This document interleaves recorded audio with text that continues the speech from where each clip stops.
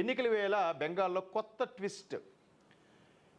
గతంలో ఉమ్మడి ఆంధ్రప్రదేశ్ ఉన్నప్పుడు కూడా హైదరాబాద్ కేంద్రపాలిత ప్రాంతం చేసేస్తాము, హైదరాబాదు అటు ఆంధ్రులకి కాదు, తెలంగాణ వాళ్ళకి కాదు, రాయలసీమ వాళ్ళకి కాదు, ఇది ప్రత్యేక కేంద్రపాలిత ప్రాంతం, అలాగే దేశానికి రెండో రాజధాని అనే వార్తలు నా చిన్నప్పటి నుంచి కూడా విన్నాను.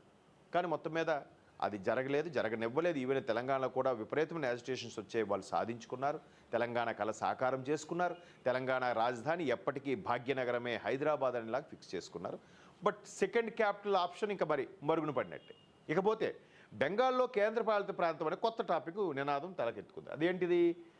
కేంద్రపాలిత ప్రాంతం చేసేస్తారు, ఎందుకంటే మమతా దీదీ ఆగడాలు, చొరబాట్లు ఎక్కువ అవ్వడం, ఇవన్నిటిని తట్టుకోలేక భరించలేక కేంద్రం ఈ నిర్ణయం తీసుకోబోతుంది. రీసెంట్గా అమిత్ షా గారు గోడ కట్టడానికి పెర్మిషన్ అడిగినా కూడా వెస్ట్ బెంగాల్ ప్రభుత్వం ఎజిటేషన్ తీసుకొచ్చి ఇవ్వకుండా చేసే ప్రయత్నంలో భాగంగా దాన్ని కేంద్రపాలిత ప్రాంతం అవుతుందనే చర్చ బెంగాల్లో విస్తృతంగా నడుస్తుందట.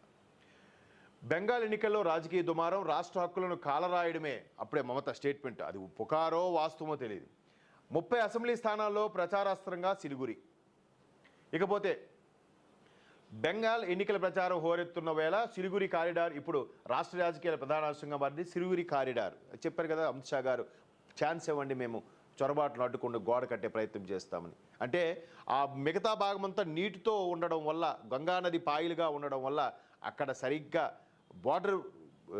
బార్డర్కి ఏదైతే ఉందో గోడలాంటిది ఏమి లేకపోవడం, చొరబాట్లు ఎక్కువ అవుతున్నాయనే అంశం మీద కూడా నడుస్తుంది. దేశ భద్రత దృష్ట్యా దాన్ని కేంద్రపాలిత ప్రాంతం చేస్తామంటూ మొదలైన ప్రచారం రాజకీయంగా దుమారం రేపుతున్నాయి.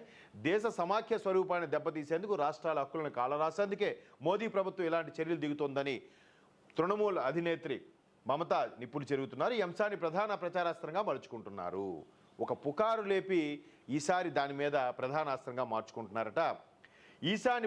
చూడండి, భారత ప్రధాన భూభాగాన్ని తూర్పు ఈశాన్య రాష్ట్రాలు కలిపే అతి సన్నని మార్గం సిలిగురి కారిడార్. అంటే ఇండియా మ్యాప్లో చూస్తే ఆల్మోస్ట్ ఆల్ భూటాన్ పక్క నుంచి ఆ చిన్న భాగం ఉంటుంది.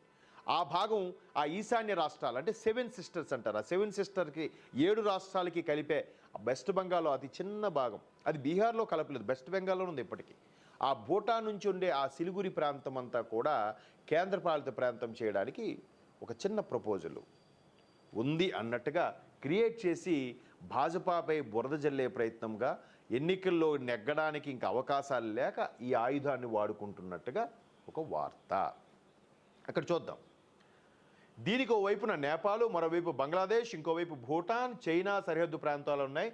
కోడి తల మాదిరిగా ఉండటంతో ఈ కారిడార్ను చికెన్ నెక్ అని పిలుస్తారు. ఈశాన్య రాష్ట్రాలకు రోడ్డు, రైల్వే, సైనిక సరఫరా, వాణిజ్య రవాణా తదితరాలన్నీ మార్గంపైన ఆధారపడి ఉన్నాయి. అత్యవసర పరిస్థితుల వేళ ఈ మార్గం కనుక మూసుకుపోతే తూర్పు ఈశాన్య ప్రాంతానికి మిగతా దేశంతో సంబంధాలే తెగిపోయే ప్రమాదం ఉంది. That's all. చూసారా ఎంత కీలకమైన ప్రాంతం అది.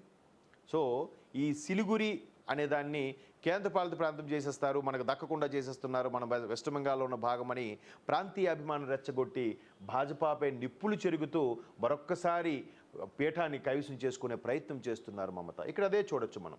ఈ చిన్న ముక్క, ఈ బిట్ ఉంది కదా, ఈ చిన్న ముక్క ఇలాగ ఈశాన్య రాష్ట్రాలు కలిసి ఉంటుంది. ఇక్కడ నేపాల్, ఇక్కడ భూటాన్. చూడండి, ఈ ఈ చికెన్ నెక్ ఏదైతే ఉందో కోడి తలకాయలాగా, ఈ భాగానికి ఇటు వెస్ట్ బెంగాల్ సరిహద్దు ఉంది, ఇక్కడ నేపాల్ సరిహద్దు ఉంది, ఇక్కడ భూటాన్ సరిహద్దు ఉంది, ఇక్కడ చైనా సరిహద్దు ఉంది. ఇటువైపు వస్తే అస్సాం, మేఘాలయ, త్రిపుర ఇవన్నీ ఉంటాయి. ఇవన్నీ ఉంటాయి. సో ఇక్కడ నుంచి బంగ్లాదేశ్ ఉండి నెక్ ఉంది, బాటిల్ నెక్ అంటారు, కొంతమంది చికెన్ నెక్ అంటారు. ఆ పార్ట్ని కేంద్రపాలిత ప్రాంతం చేస్తే కొంచెం రక్షణ పరంగా బాగుంటుంది అని ఒక పుకారు లేపి, అసలు భాజపా ఎక్కడ అది చెప్పలేదు, కూటమి కూడా ఎక్కడ అది ప్రస్తావించలేదు.